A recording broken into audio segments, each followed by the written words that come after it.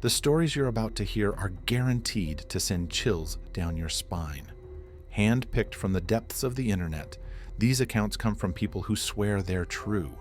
Whether they're fact or fiction is up to you to decide. But one thing's certain, the experiences feel all too real to those who lived through them. So, grab a blanket, settle in, and if you're ready, let's begin.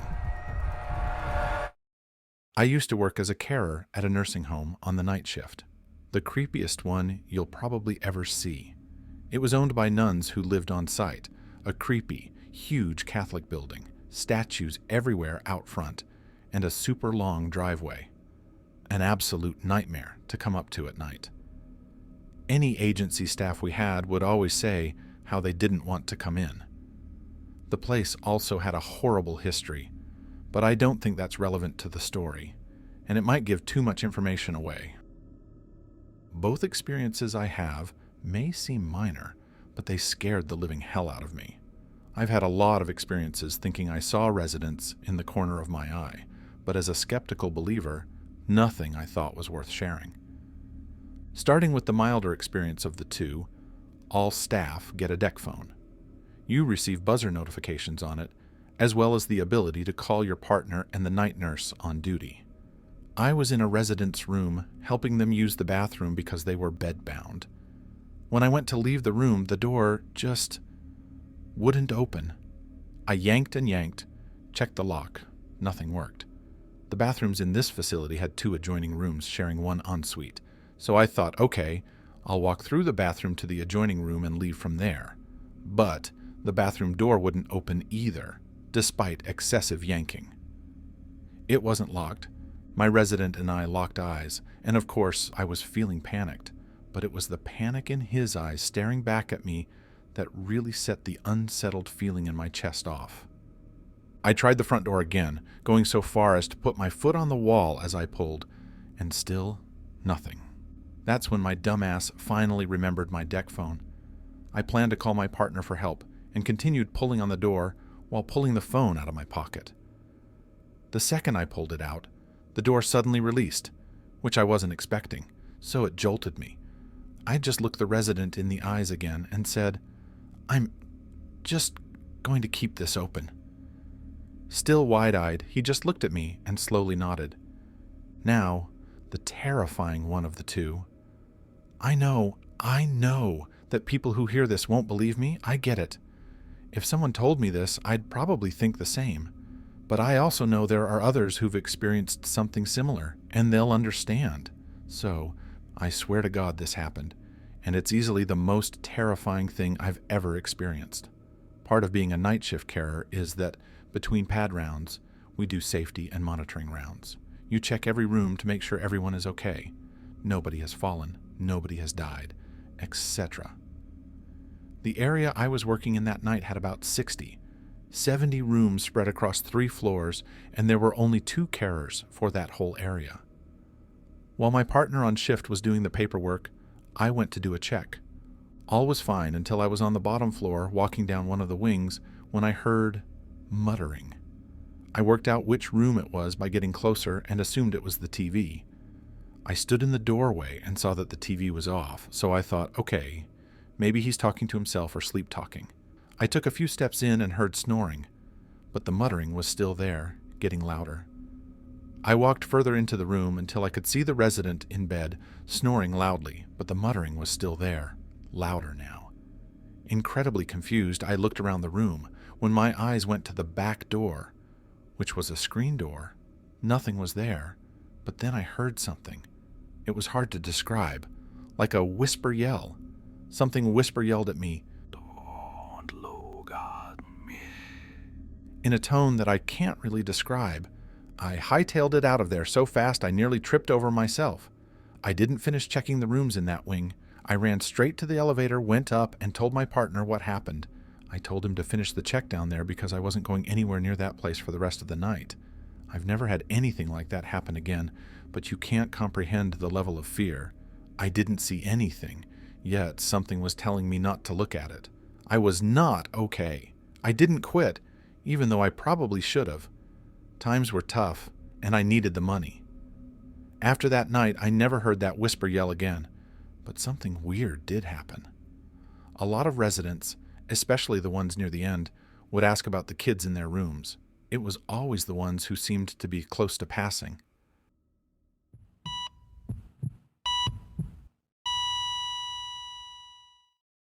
I'll start by saying that I'm not super well versed in the paranormal world. I'm interested, but not to the point where I know every little detail. The earliest paranormal experiences I can remember happened when I was very young.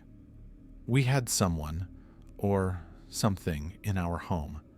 It didn't bother me or my brother too much, but it had its moments.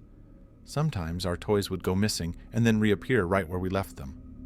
One example I remember clearly.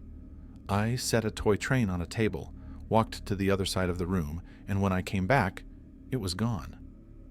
Moments later, after searching for it, there it was, right back where I'd left it. Later, my parents shared stories of what this thing did to them. My mom said it had a strange preference for music. As odd as it sounds, the thing seemed to like Eminem. If my mom played a different song, the entity would spit CDs out of the player and even throw things. My dad, on the other hand, didn't want to acknowledge it at all. One day, while denying it even existed, the thing flung his ashtray across the room. Another story involves my brother, who had a baby blanket he either kept in his room or carried around with him. He also had an elephant-shaped lamp. One day, we were all downstairs with my parents, and I'm pretty sure we'd been there all day. Out of nowhere, we caught the smell of smoke. When we went to check where the smell was coming from, we found the elephant lamp plugged in, turned on, and my brother's blanket thrown over it. The strange part? It was all in my room. Neither the lamp nor the blanket had ever been in there before, except when my brother carried his blanket with him. One night, my parents went out, leaving us alone with Grandma. We were all in the living room watching movies. My bedroom was right above the living room, and suddenly, we heard heavy stomping coming from upstairs. I looked around the room and everyone was there with me. I asked, "Who's upstairs? Are Mom and Dad home?" My grandma stared at me and said, "Shut up. Don't even mention it. Ignore it." Anyway, nothing happened that night, and months later we finally moved out of that house. As we were loading the last of our things into the car, the front door suddenly flew open and a blood-curdling scream erupted from inside. It wasn't just a sound. It felt alive, raw, and filled with malice. It was a horrifying mix of rage, despair, and unrelenting sorrow, as if whoever, or whatever, made it wanted us to feel its anguish and fury in our very bones. After that, we moved into a new house. It had an atmosphere that felt downright wrong. There were constant scratching noises from my closet door, footsteps in the attic, and an overwhelming feeling of being watched. It drained our energy, and everyone in the house was more aggressive than usual. Things escalated to the point where I'd wake up in the middle of the night for no apparent reason, like clockwork. Most nights I'd glance around and see nothing unusual, but one night I decided to keep my eyes closed. That's when I felt it. Something, light and deliberate, walking slowly up my body. If you've ever had a cat walk on you while you're sleeping, you'd know exactly what it felt like. Only we didn't have a cat. The steps stopped on my chest, and before I could process what was happening, my pillow was yanked out from under my head and violently thrown over my face. I let out a groan. Or maybe it wasn't me. I'm not sure who or what made the noise, but it was a deep, eerie sound I'll never forget. I panicked and started swinging, feeling something hit the floor and scurry out of the room. I paced my eyes back and forth and did not sleep until dawn. After that, the nightly wake-ups continued. I always felt like I was being watched. Then I started seeing it. At first, it stayed just outside the light from my little fish tank, but each night it revealed more of itself. Eventually, I could see it clearly, and explaining it now sends shivers down my spine.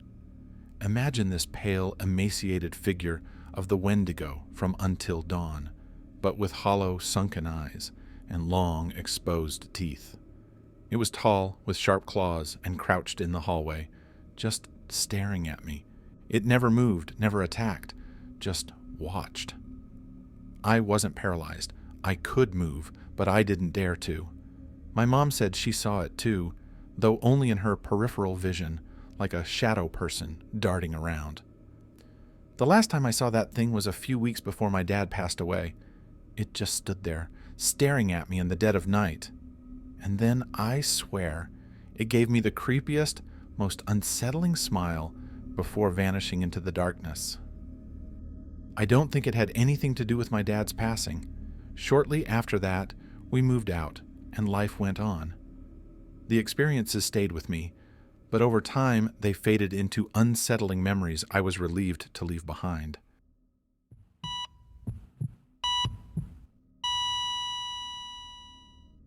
When I was 12, we moved out of my grandparents' house into my parents' first home.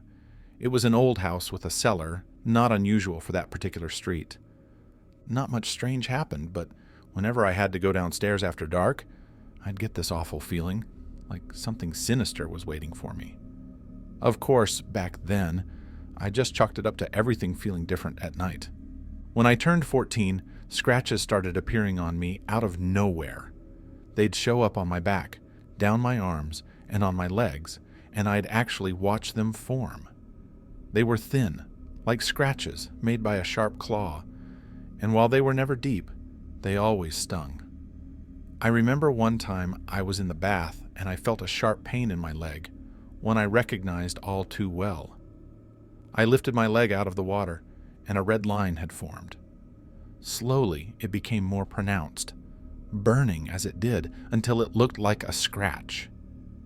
They never bled, but they always looked and felt like I was being scratched from underneath my skin.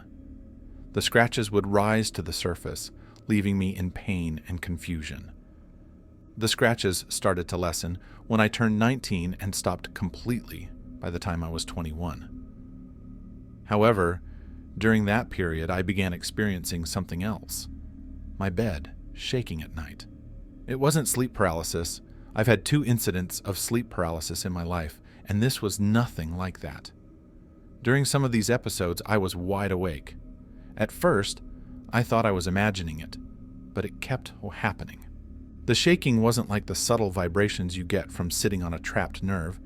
It was more pronounced. It wasn't my body shaking. It was the bed itself. It only happened when I was alone. Sometimes, the shaking would wake me from sleep, and I'd sit up terrified. After that, it never happened again. I've never been superstitious, but now that I'm older, 33, I look back at those things and wonder, what could they have been? The scratches weren't just my imagination. They were witnessed by others. I remember one time it was so bad that I screamed and lifted the back of my shirt. My uncle and aunt were there with my parents, and they just stared. My aunt started shaking and crying. I kept turning up with these marks, and no one could explain them. Then, just as suddenly as they started, they stopped. Why? I thought I'd have to deal with them forever. I was relieved when they ended, but I've always been left with so much confusion. I never got any closure, and I don't think I will ever find out.